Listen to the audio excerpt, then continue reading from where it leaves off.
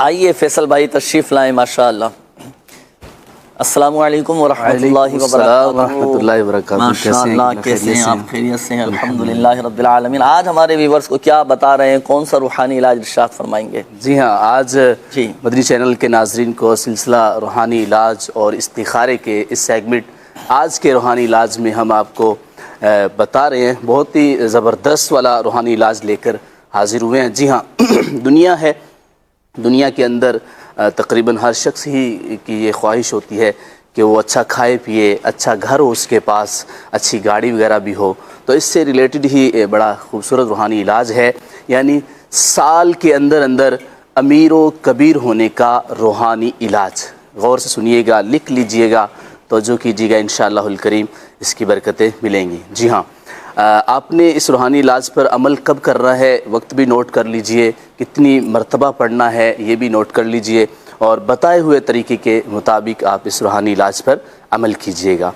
نماز فجر کے بعد جب سورج طلوع ہو رہا ہو، نکل رہا ہو، اس وقت آپ نے اس وظیفے کو کرنا ہے، اور سورج کی جانب رخ کر کے، یعنی سورج کی طرف منہ کر کے آپ نے اس روحانی علاج پر عمل کرنا ہے. جی ہاں، صرف 300 مرتبہ آپ نے بسم اللہ الرحمن الرحیم یہ پڑھنا ہے. پھر اس کے بعد 300 مرتبہ آپ نے درود پاک پڑھنا ہے. جی ہاں، روزانہ پڑھیں، انشاءاللہ الکریم ایک سال کے اندر آپ امیر و کبیر ہو جائیں گے. انشاءاللہ الکریم آپ کے رزق میں برکت ہوگی، آپ کے رزق یعنی غیب سے ایسے اسباب پیدا ہوں گے کہ آپ کو گمان بھی نہیں ہوگا، ایسی جگہ سے آپ کو رزق ملنا شروع ہو جائے گا انشاءاللہ الکریم. ایک مرتبہ پھر یہ روحانی نوٹ کر لیں، روحانی علاج کہ آپ نے نماز فجر کے بعد جب سورج نکل رہا ہو، طلوع ہو رہا ہو، اس وقت سورج کی جانب رخ کر کے 300 مرتبہ بسم اللہ الرحمن الرحیم اور 300 مرتبہ درود پاک پڑھنا ہے.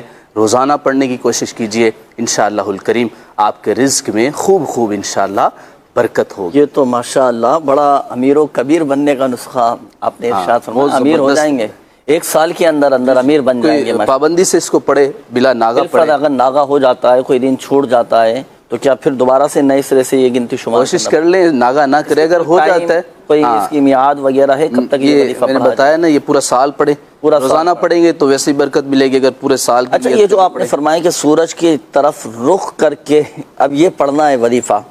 اب سورج نکلتا ہے مشرق سے، صحیح ہے نا، مشرق سے طلوع ہوا اور مغرب میں غروب ہوتا ہے. صحیح. اب ہم جیسے مثال کے طور پر ہم اپنے گھر کے اندر یہ وظیفہ پڑھ رہے ہیں یا مسجد میں یہ وظیفہ پڑھ رہے ہیں. اب سورج تو، اب جیسے ابھی ہم یہاں اسٹوڈیو میں بیٹھے ہیں نا، اب سورج تو نظر نہیں آ رہا ہمیں. اب اس سے مراد یہ ہے کہ آپ جہاں بھی ہوں، گھر میں ہوں، آفس میں ہوں، جہاں بھی ہوں، لیکن رخ آپ سورج کی طرف کر لیں. ضروری نہیں ہے کہ آپ کو سورج نظر آ رہا ہو. اچھا، سورج کا نظر آنا ضروری نہیں ہے، رخ اس طرف. اچھا، یعنی سورج نکلتا چونکہ مشرق سے ہے تو ہم مشرق کی طرف رخ کر کھڑے ہو جائیں. بالکل کھڑے ہو کر بیٹھ کر بھی کر سکتے ہیں. صحیح ہے، کوئی مسئلہ نہیں ہے. تو گویا کہ جب ہم سورج کی طرف رخ کریں گے تو ہماری یہاں پاکستان میں رہنے والے قبلے کی طرف پیٹ ہو جائے گی ہماری. بالکل صحیح. اچھا، اب یہ سورج کب نکل رہا ہوگا یہ تو ہمیں پتہ ہی نہیں ہے. نکلنے کا وقت پھر اس کا دیکھنا پڑے گا، نوٹ کرنا پڑے گا. فجر کی نماز کے بعد انتظار کریں، نوافل وغیرہ پڑھیں. یعنی اس کو آسان الفاظ میں یوں کہہ سکتے ہیں نا کہ جیسے ہی فجر کا وقت ختم ہو رہا ہو، جی ہاں، عین اسی وقت ہم قبلے وہاں مشرق کی طرف رخ کر لیں. صحیح. پھر یہ وظیفہ بالکل. اچھا، یہ اسلامی بھائی بھی پڑھ سکتے ہیں کہ دعوت اسلامی کی جو ایپ ہے اوقات نماز کے حوالے سے، وہ بھی موبائل میں ڈاؤن لوڈ کر، وہاں سے آسان طریقے سے معلوم ہو سکے گا. وہاں سے بھی معلوم کر سکتے ہیں، اپلیکیشن سے بھی، اور مکتبۃ المدینہ سے باقاعدہ اس کے کارڈ بھی ملتے ہیں نا، نقشہ اوقات برائے نمازوں کا. تو اس میں بھی طلوع فجر کا، اور اسی طرح صبح صادق کا وقت، سورج طلوع ہونے کا وقت، اور غروب آفتاب کا وقت، پانچوں نمازوں کے اوقات، 26 لاکھ سے زائد مقامات ناظرین الحمدللہ اس اپلیکیشن میں موجود ہیں. آپ جس بھی ملک میں رہتے ہیں، جس بھی شہر میں رہتے ہیں، اور جس بھی علاقے میں رہتے ہیں، آپ اپنے متعلقہ ملک، اپنے متعلقہ شہر، اپنے متعلقہ سٹی، اپنے متعلقہ ایریا، علاقہ، جہاں کے بھی اوقات نماز معلوم کرنا چاہتے ہیں تو دعوت اسلامی کی اپلیکیشن آپ ڈاؤن لوڈ کر سکتے ہیں پلے اسٹور سے، اور مکتبۃ المدینہ سے بھی، یا آپ کو باقاعدہ اس کے کارڈ مل جائیں گے. جزاک اللہ فیصل بھائی، بہت شکریہ. امیر بننے کا آپ نے وظیفہ ماشاءاللہ بتایا.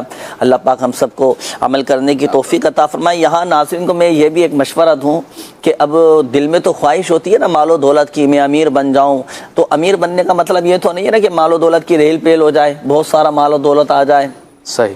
تو دیکھیں وظائف بھی پڑھنے چاہیے، اور روزی میں برکت کا، رزق میں برکت کا جو سب سے بڑا وظیفہ ہے نا جو امیر بننے کا ہے، وہ ہے فرائض اور واجبات کی پابندی، نمازوں کی بھی پابندی ہو، ساتھ ساتھ ان روحانی علاج پر بھی عمل ہو، ماشاءاللہ فائدہ حاصل ہوگا. اور غنا کا بڑا تعلق ہوتا ہے، مالداری سے بندہ امیر نہیں ہوتا.